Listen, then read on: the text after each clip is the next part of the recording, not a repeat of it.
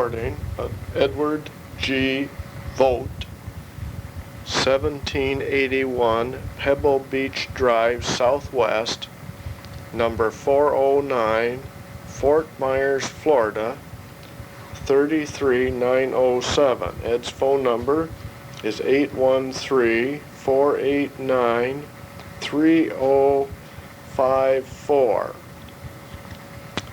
Ed also maintains a home in Michigan at 400 Lakeview Court, apartment 18C, Spring Lake, Michigan. The recording was made on January 20th, 1989, at Ed's home in Fort Myers, Florida, by Jim Walkinshaw of the Oldsmobile History Center. This is tape number 1 of 1 tape.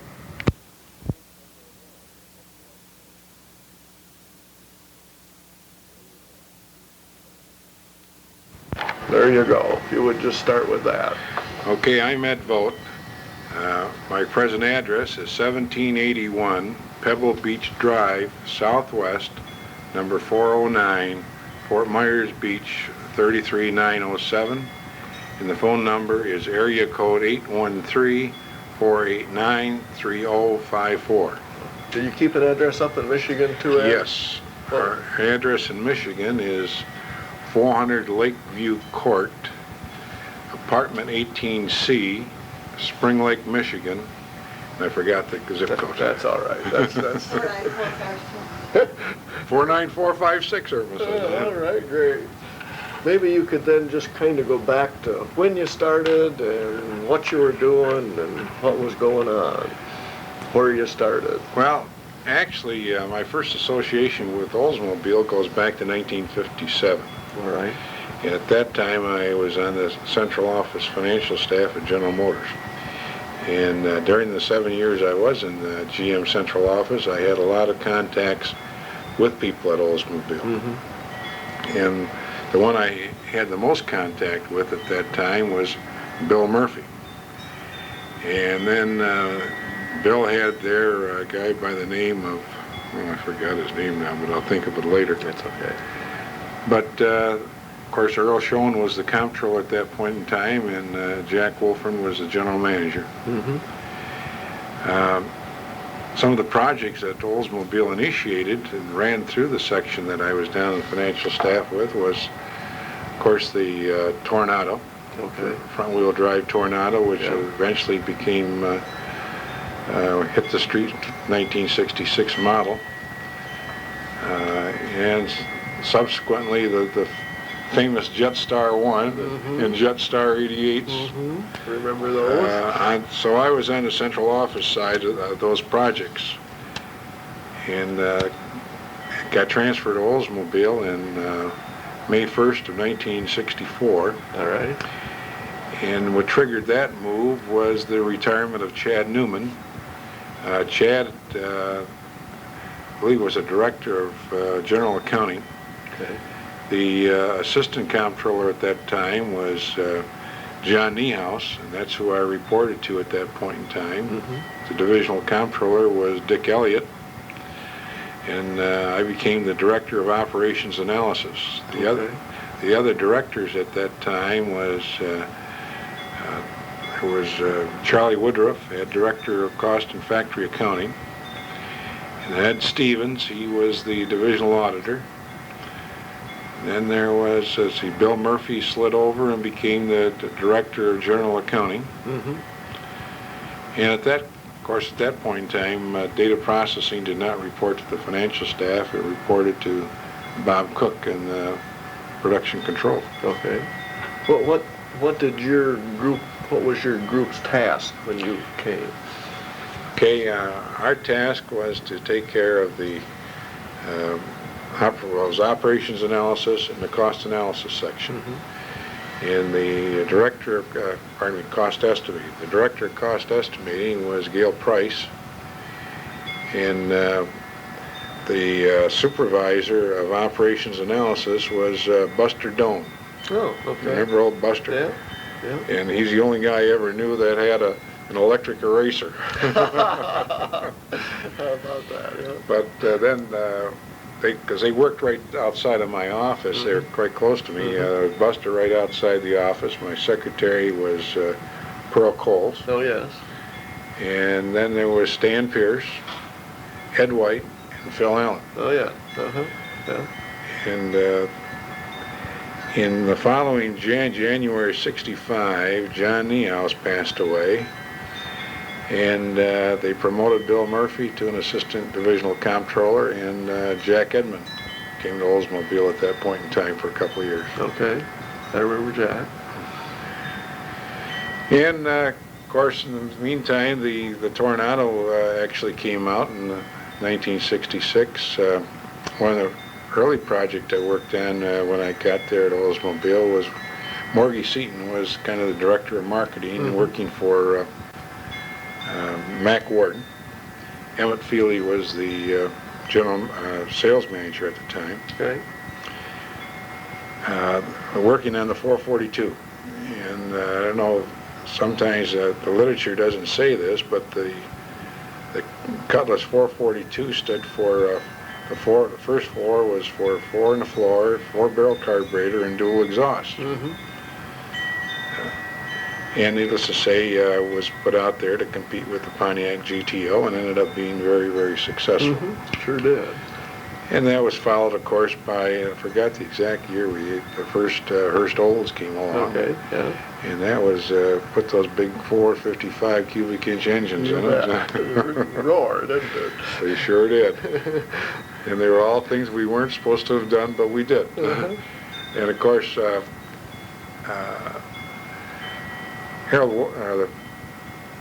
Jack Wolfram had a heart attack a couple months after I got there, and he went out through disability leave, and Metzel became the general manager. Okay, so you really never had a chance to work for Wolfram per se. Well, I was in his office a few months before, and incurred a little bit of his wrath. Okay. What now Metzel? You must have had some dealings with then. Yes. Yeah. Of course, he was the general manager from 1964 to 1969. Okay. So he still lives out in Scottsdale. Yes, we're hopeful that we can have him chat with us too. Yeah. We're going to try and make a trip in that direction. Yeah. So, how did Metzel manage the place? Very well. You know, he continued the Oldsmobile tradition of stability. At the same time, heading in the right direction. Incidentally, you know, he was a great developer of people. You know, he brought John Beltz along, and really Pete Estes. Oh yeah. I forgot the exact number. I should have recalled that. But you know, you might say he trained early in their career quite a few GM vice presidents. But you know, he was stable. He knew what the objectives were, and went from there. And Oldsmobile traditionally, I guess from a financial standpoint, you can say is they never overexpanded, always operated close to capacity, and needless to say was a very profitable venture as a result of it. Yeah. And the whole team always knew what they wanted to do. When they would have meetings of the 5 car divisions down in the central office before I came to Oldsmobile, Oldsmobile seemed to be the only one that came in with their act together. There was they sang out of the same hymn book, but some of the other car divisions, there were 3 or 4 different positions. Isn't that? And that particular thing, I say, was one of the many secrets to the success of Oldsmobile long-term goal. It's a good team organization. Yeah. Okay, then now after operations and analysis, and your promotion, then beyond that, then what happened? Well, let's see. I became the assistant divisional comptroller in January of 1967. Okay. They made 3 assistant divisional comptrollers. There's only been 2 up until then. Okay. And it was just going to work and enjoying it every day. We had a good, strong team. There was no question about it. Metzel let everybody run their own business, and And like I used to say, sometimes he could be pretty stubborn.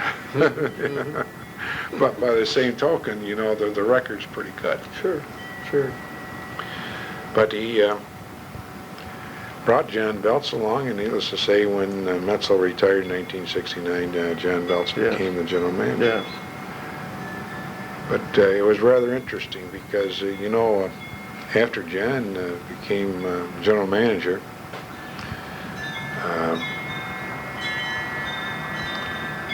is when we got John Fleming. You know, Okay. Yes. You know, a lot of people, you know, will tell you what the success is of Oldsmobile over the years, and they'll name people. And I think sometimes I don't hear people talk about John Fleming, but John Fleming came to Oldsmobile in about 1970, as I recall. And what triggered that move is, what do you call it? Roger Keyes became the executive vice president in charge of the car and body group, and Don Boys was the group vice president for the car divisions. Keyes thought that, my God, the car divisions need somebody who is a professional marketeer. And, okay. He must have felt we weren't doing a very good job or something. Well, no, he said, this business of taking your top salesman and promoting him to the director of marketing isn't quite what it ought to be. And as a result of that move, when Mac Warden, I think it was when Mac Warden became the general sales manager, oh, that's right. In order to replace him, Roger Keyes went and signed the papers on anybody else until they got somebody from the outside. Oh, okay. Well, it was rather interesting in that move. That's when Chevrolet got stout, came off the MSU campus. And Pontiac got a guy by the name of, well, I forgot his name of Graham. And Oldsmobile got John Fleming. And I'll tell you, John was a real asset to the division. The reason I say he was a real asset, it's first time you go to meetings, and here's a guy in marketing coming to the meeting armed with facts instead of a lot of cliches and shooting from the hip. That's exactly right. And as a result, John developed quite early a very close working relationship with John Belts. And of course, John, right after he became the general manager, by God, he knew we needed a small car at Oldsmobile, and that was one of the first projects really that Fleming worked on, amongst others. But they were exciting days because, just as you said earlier, it was a team effort. They talk about product development teams and that. Well, they had them at that years ago at Oldsmobile, but they never called them. Never knew what they were, did they? That's right. Did Belts manage things differently than Metzel, Ed? I don't think he managed them differently, but his movements were more pronounced. And the best way I can describe John as, and maybe it's because I was closer to him than I was Metzel, at least the things that John was doing. And John always seemed to have a reason for doing something. And some of the classic remarks, for example, that he used to say is, you know, when I go to a meeting, to be worthwhile, I got to be prepared. And what I got to have for that meeting is, first of all, I got to have an agenda. Who's going to be there? And then I got to get myself prepared to say, okay, on each one of these items on the agenda, what are going to be the positions of the other car divisions, the other participants? And so when I go to the meeting, things unfold, and what do you call it? In one of the car divisions, it doesn't follow their natural course. I say, hey, what are they up to? But I compare John Belts to as a good bridge player because it all plays out, and that was John. He also had another thing that was great from a financial standpoint as far as I was concerned. He knew that products have a lifespan, or a life cycle, they call it. And he'd make sure that when we were proposing something new, that we would drop something in its place. So that when the 442, if it ran its cycle, okay, what are we going to have in its place? But you can't keep adding to, because the more you add to, it's just going to hurt your profit by building in additional fixed costs and burdening the dealers with a tremendous amount of inventory.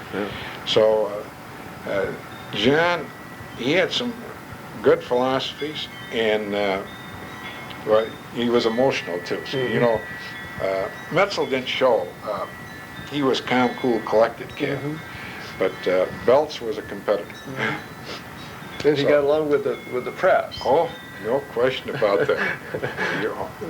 They liked him. You know, what was rather interesting about John. John did not have his degree from the University of Michigan was not in engineering; it was in mathematics. Oh, that's interesting. I guess I didn't know that.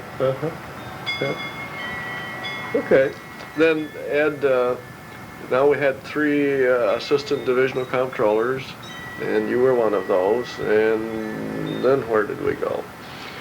Well, then in January 1st of 1972, I got promoted to the divisional comptroller of Delco Marine in Dayton, Ohio. Okay, so you left Oldsmobile. Yeah, I was down there for just 1 month short of 2 years. Okay. And they brought me back on December 1st of 1973 as divisional comptroller of Oldsmobile. Is that, let's see, that's when Dick Elliott? Dick Elliott retired 2 months later. Okay. Tell me about Dick Elliott. Dick Elliott was a super guy, and I say, well, why he's a super guy? He let me do my thing. In other words, when we worked for him, he didn't quite say it, but you knew darn well whether he expected certain things, and as long as you did your job, he let you run. And it encouraged you to be out front, speaking directly with the general manager. You know, sometimes some people get concerned if the general manager is dealing with the underlings directly as such. Dick was not that way. He promoted that business of the direct contact. Okay, that's good. Excellent. Okay, now you came back as divisional comptroller. Who were your assistants at that time? Well, you know, it's rather interesting. First of all, let's talk about the comeback. Okay. As you recall, John Belts passed away, I think in May of 1972 or thereabouts. And Howard Carroll. Baker was there for 30 seconds. Well, let me tell you. But he did one good thing while he was there. And that's the reason for me telling the story. Okay. Is and Howard Carroll, he got promoted downtown and was group vice president, and Baker, John Baker, from GM of Canada, he came in the 1st of November, and they tell me he was only there 3 days in that November-December time frame, and one of those days was the Friday after Thanksgiving, in which he interviewed me for the job of divisional comptroller. Oh, really? Yeah. Okay, well, I'll be darned. How about that? So anyway, you know, it's rather interesting about it. And so then, 1st of January 1974, Bob Cook became the general manager, and Bob Mooney became the general manufacturing manager. Those were interesting days because, needless to say, that we were, at that time, in the initial phases of the crunch. That's right, the oil embargo, OPEC, and you name it. Yeah. Boy, that must have brought some unique problems. Oh, hey, I'll tell you something. At the end of February of that year, as I recall, we had 20,000 cars, 20,000 Oldsmobiles in warehouses across the United States. And, you know, one of the other secrets of the success of Oldsmobile over the years is managing dealer inventories. And that was sacrilegious to put cars in warehouses. But because we couldn't cut back fast enough. Just couldn't shut it off, could we? Yeah, and we ended up with 20,000 cars at the end of February. Tough days. Yeah. But somehow we struggled through. Oh, yeah. We struggled through that. Yeah. But, let's see, Ed, you stayed then as divisional comptroller. Until the reorganization. Until reorganization, okay. And then, of course, I went with the, what they call now the Lansing Automotive Division. Mm-hmm. But those days from 1974 till, let's see, the reorganization was announced in January 1984. Yeah, 84-ish. But Bob Cook was the general manager with the exception of the last year in which Joe Sanchez was there. Mm-hmm. Mm-hmm. And Joe Sanchez was an outstanding individual, and so was Bob Cook. Bob Cook was a different kind of a manager. He just continued the build on this, the foundation of Oldsmobile. Mm-hmm. And some people say that was another reason for the success of Oldsmobile was the continuity. You go right straight back, one after another. Mm-hmm. And Bob Cook, he understood the dealers, he understood what it took, and he utilized his general sales managers and chief engineers very well. And we were talking on a golf course just the other day with, in fact, we were actually walking. But Bob said when he was general manufacturing manager, a big drive on to take the complexity out of plant. Yeah. And Bob would always say, hey, I'm going to build what the sales department can sell. And there was never any doubt in his mind what his job was, to build what can be sold. Mm-hmm. And so again, there was a close working relationship between sales and manufacturing and engineering. Yeah, that team again. Yep. That team. Yeah. Then Sanchez, you worked with him for a relatively short period of time. Yeah, he came on board there in April of 1983, and actually the reorganization was announced in January of '84. Yeah. But we really didn't break up the teams, you might say, till the following summer. Yeah. Yeah. But Sanchez was a fun guy. What I mean by that is he was a competitor.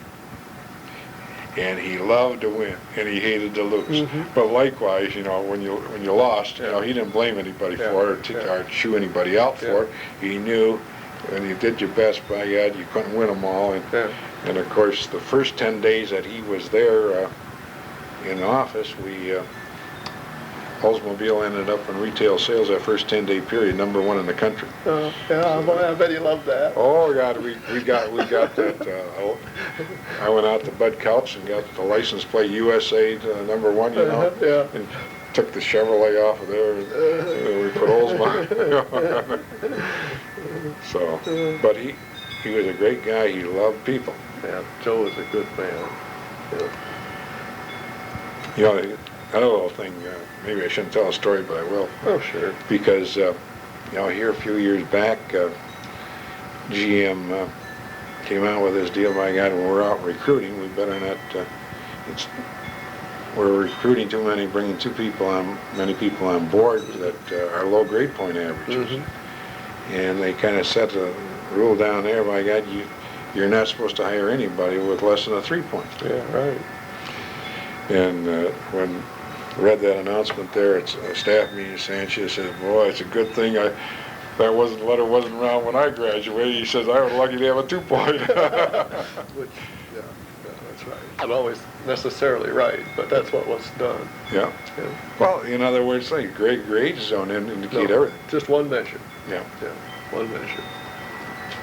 See, Ed, during all that period of time, we had Oldsmobile as a team, and then we reorganized in '84 and '85.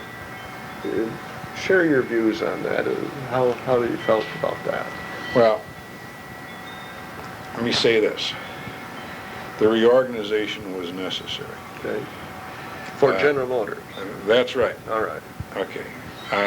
Sure, it broke up teams. I missed that close working relationship with the marketing end of the business. But, some of the things that we went through in the reorganization and covered and went through, you got to say this was ridiculous. And as a result of that, General Motors is going to be much stronger. Mm-hmm.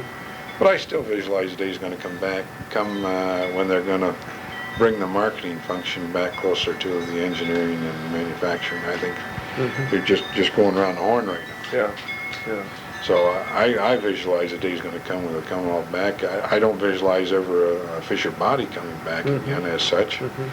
But I do visualize that you'll see the car divisions reestablished as they once were, but actually being responsible not only for the chassis but also the body and the engine. The whole thing.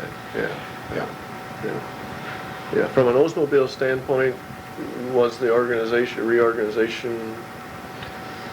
How was that from our standpoint, so to speak? I recognize from a corporation standpoint, it's probably a good thing.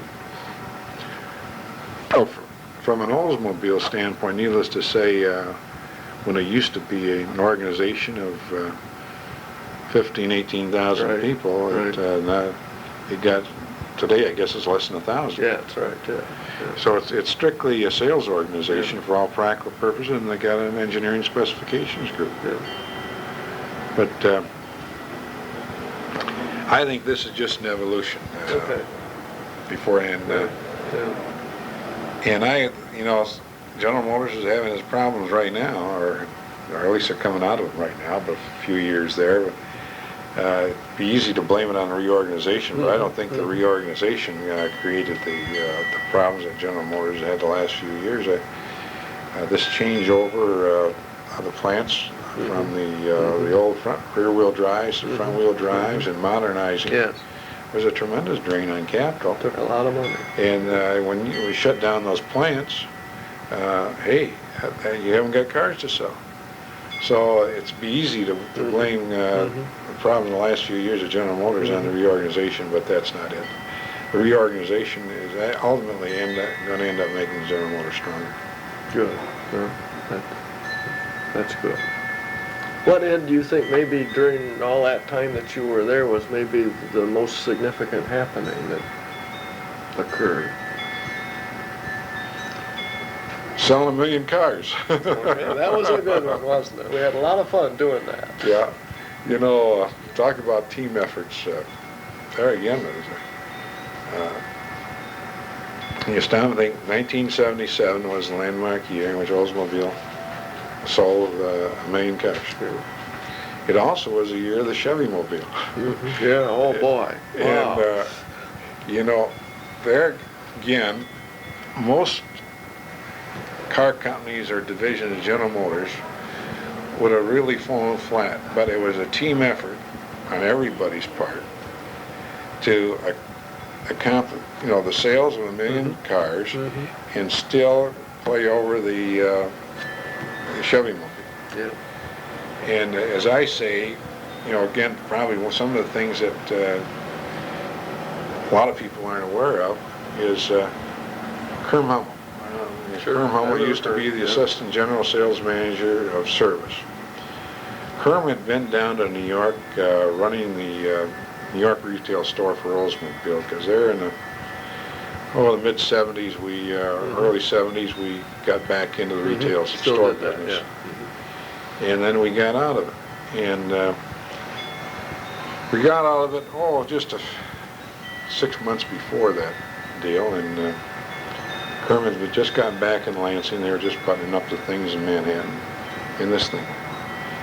Well, the New York dealers were told, hey, if you don't want those cars, you don't have to have them. Take them back, so on and so forth.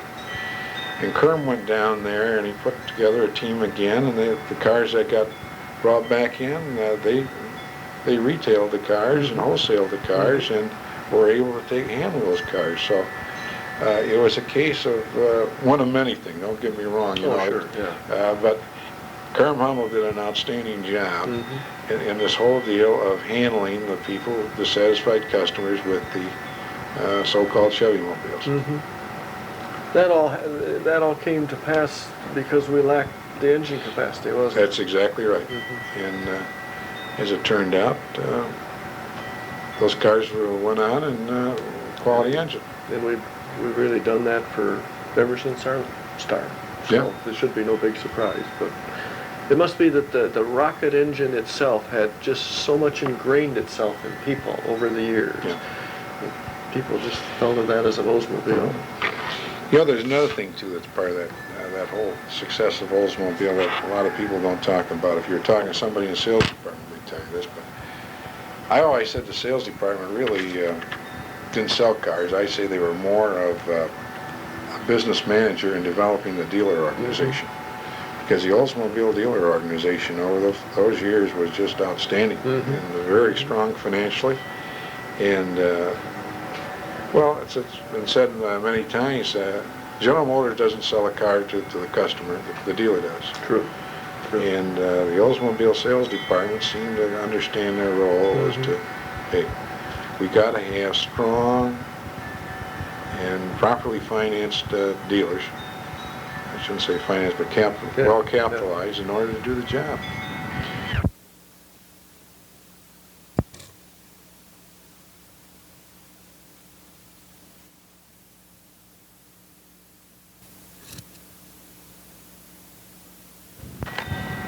Okay.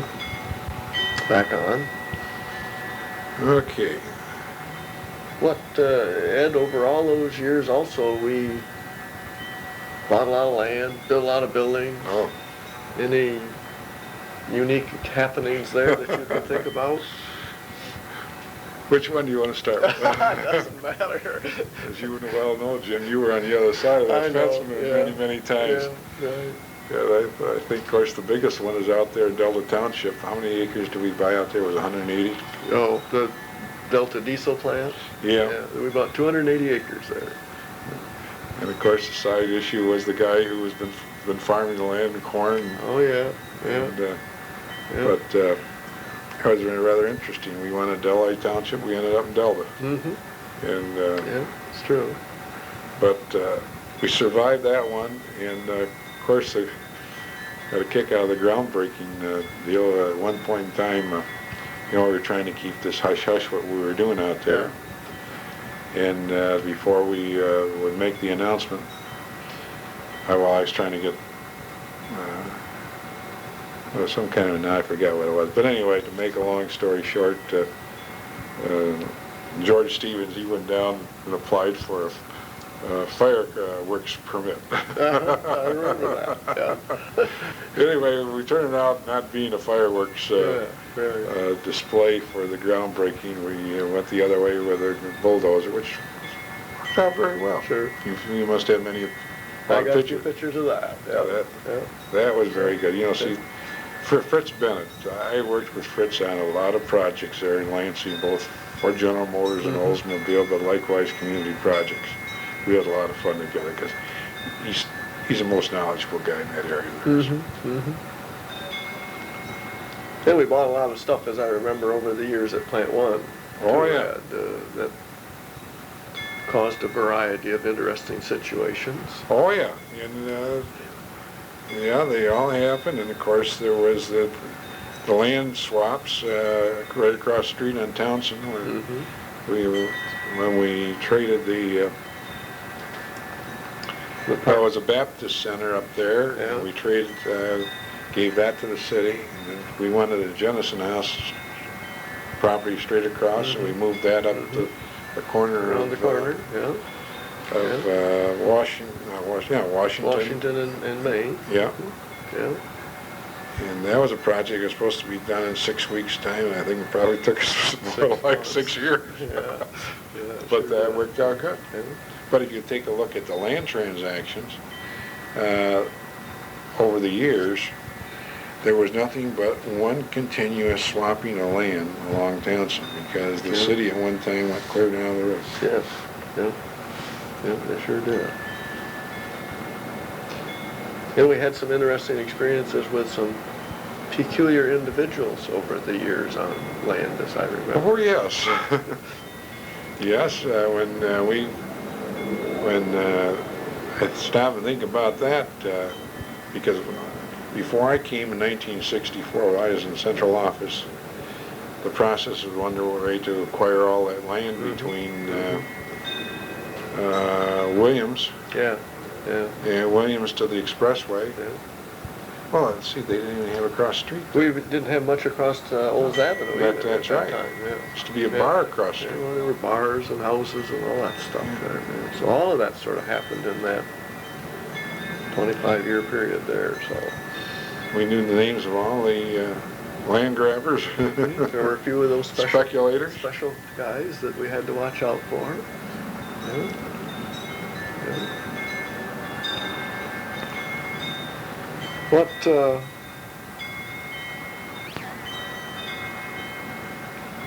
I think, Ed, that that same, well, I'll call it team approach that we had didn't exist at the other car division, so to speak. Well, of course, I wasn't at the other car divisions. I appreciate it. You were looking from the outside in. But I have I mentioned earlier observing all 5 car divisions when they come to Detroit for meetings. I think that I don't think it was there. The reason it wasn't there, there was too frequently a change in leadership. Okay. You know, at Pontiac, for example, after their initial successes under Knudsen and Estes and Orion, they kept shuffling general managers in there about every 2 years. And as a result of that, and not only at the general manager, but at the lower levels as well, in this constant shuffling, you know, it doesn't contribute to no success. continuity. That's right. Yeah. Whereas at Oldsmobile, basically over the years, it was promotion from within. Although, you know, not necessarily, you know, I say promotion from within, I think, of course, I came from central office. Sure. In the case of the sales department, Emmett Feely, who was the general sales manager when I got there, he came out of Chevrolet. Mac Warden came out of Chevrolet. I think Morgie Seaton did too at one time. Howard Carroll came out of Chevrolet. And I think it's just a case of a team getting together and putting it all together and understanding, hey, this is going to be a team. And not shuffling too many people all at once. That's right. Yeah, because you take Bob Rollis, he came out of Chevrolet. Sure. Yeah, sure. See, you had a lot of dealing with guys like Rollis and Mooney and the other staff heads. How did we kind of manage the whole organization as a group, Ed? How did we disseminate information and get things done, so to speak? Well, we all knew our part. In other words, when we got together... did you have a regular get-together? Well, engineering knew their role. Okay. And then likewise, we always had general managers that understood that, hey, we encourage engineering to do some of their own estimating as such, and nothing wrong with that, because if you're going to understand the financial end of this business, you better understand the numbers. But likewise, we always had a general manager who would insist on before a number went to the corporation, it was a financial staff number. So you got to bless it or change it or do whatever. That's exactly right. So the engineering was, everybody clearly understood it. Well, I think when you were out there in project control, that it was a case of product engineering. They were responsible for content. The money spenders were responsible for the money spenders being purchasing and manufacturing. And our job of financial was just to put it all together and summarize it. And everybody understood their role. And I guess it's about as simple as that. You did have weekly or something staff get-togethers too, didn't you? General manager had a weekly staff meeting. All right. And I had the fortunate experience that from day one that I came there in 1964 to being able to sit in on all this. And reason for the staff meetings were never misunderstood. What I mean by that It was clearly to be for information, Okay. discussion, but not a decision-making body. All right. It was not a decision-making It was body. not a decision-making body. Okay. And when it got to that kind of, there was separate meeting, the general manager and the ones directly concerned. Mhm. But that was merely to exchange information, All bring right. information in. So that wasn't one of the tools then to disseminate Yeah. knowledge and information. Mhm. Did the tone of those change much, Ed, over the years? You started there in '64 and came on forward. It was same general approach through No. all those general managers? They were all the same. In other words, because there was some continuity. In other Yeah. words, let's put it this way. Of course, Metzel sat into Wolfenman. Mm-hmm. Belt sat in Mhm. Metzel did. Cook, so on. Mhm. And Joe Sanchez said, "Hey, it's working. I'm not going to change this." And that was his attitude. Don't knock a good thing. That's exactly right.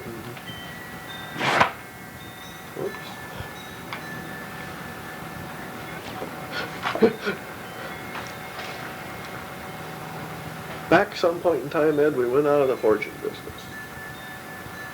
Are you around then? Yep. How come we did that? Someday somebody will want to know why. Well, General Motors had too much forging capacity, and it was a trade-off. We got into the rear axle and differential business as opposed to forgings, and Okay. on paper it looked like a better deal. Mm-hmm. Was our plant the littlest of all those or something? Yeah, as I recall, ours was the smallest. Mm-hmm. So as I recall, we reduced it by about 2/3 Mm-hmm. and put in the rear axle differential. See, at the same time, the Corp was going from as I recall, they switched from the banjo to the Salisbury axle. Yes. So it ended up being a good deal. It was a good trade-off Mm-hmm. from an employment standpoint and so on and so forth. Okay. But there are very few forgings in a car anymore. And it was the use of forgings was starting to That's right. decrease. And, okay. Then at some point in time along in there, we built a steel mill.